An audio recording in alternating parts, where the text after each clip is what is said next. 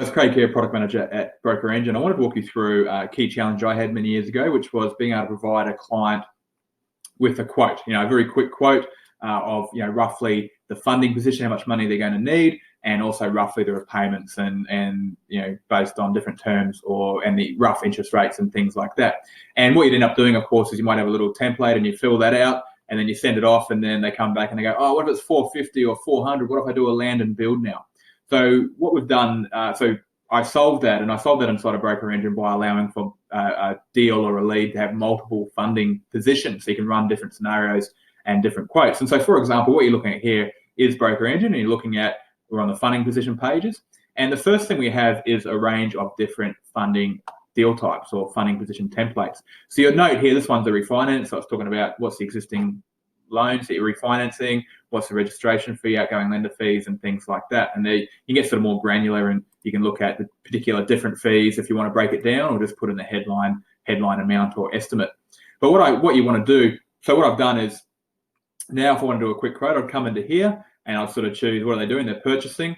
And I'll then quickly just come through here and I'd say choose a lender if it's ANZ, and then I can choose the package, and it's going to populate some of that data. Again, if you haven't done your compliance, you might need to just put lender as other, so you're not really, saying a lender name until you've done your compliance. You then come down to valuation, and let's say it's 800,000, and you're estimating the purchase price is 800,000. You can then come in here to stamp duty. So again, if you're in Queensland for 800 grand, you can sort of change first home buyer, investor, whatever, and apply the stamp duty. So it'll quickly populate the stamp duty for you.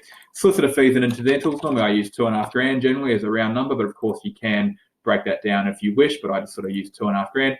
LMI, let's just go with 0 for now. And actually, let's go LMI for just 10 grand and $200 for bank fees. And again, you can break those down as well. When I come over here to the base loan, what I want to do here is I might be wanting to do an 88% cap LMI. So I can click apply in order to calculate 88% of the valuation to give me that figure. And it automatically calculates the post-cap loan of 704 plus, of course, LMI for 714. That's how I'd quickly do a funding position. I then come down to the splits and I go, okay, I'm going to quickly, I only want one split, for example. I'm going to quickly do that. I can select my product and my product type, and product, and you can control your product types. So let's say it's a standard variable like that, and then you just enter in your discount that you receive from the lender. Automatically calculates the repayments, interest only, move it to fortnightly, and so on. And you've got yourself there a funding position which you can then generate in a nice, pretty little report. I'll do a Word one, I'll do PDF. And here's an example of that advice. And again, we have similar advices all the way through the process, but here's an example of that quick quote. You've said this is going to be the rough repayment, the rough interest rate, the annual fee, and a rough breakdown of how much money you're going to need, and obviously signed by you automatically. So that's sort of a quick example. Now, if you want to then do another one, let's say the client comes back and says, oh, look, what's it for a 700 grand purchase? Or they come back with a contract for 700 grand. Obviously, you can just update this one, but generally speaking, what I would do is I'd actually clone it. So I'd clone the funding position, and I'll then give it a new name. So I'd go, purchase 750 if I could spell properly.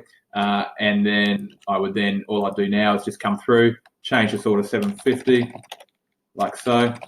Again, recalculate the stamp duty and recalculate the LVR at 88%, like so.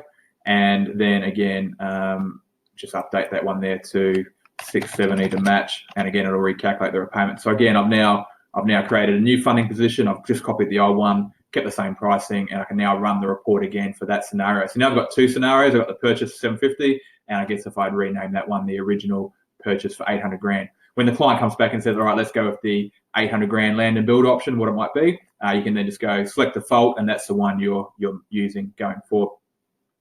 Again, you can also do different, so if the client comes back or it's a construction loan, you can very easily just change that to land and build, for example. And what this is going to do is show you different fields for land and build. So you've got land purchase price, build contract, outside of contract items. Again, you can break that down into landscaping and things like that. And again, run a nice, pretty advice. So that's sort of one little feature that we have inside of Broker Engine, I guess, that allows you to sort of, real world, be able to provide some quick funding positions to clients on different scenarios they have. And you've got a full record of them. So they're not, you're not overriding your data. If they go back, let's go back to the first one, I like that one the best, then you can then move forward to got to do. Craig Vaughan here, product manager at Broker Engine. Any questions, reach out at support@brokerengine.com.au.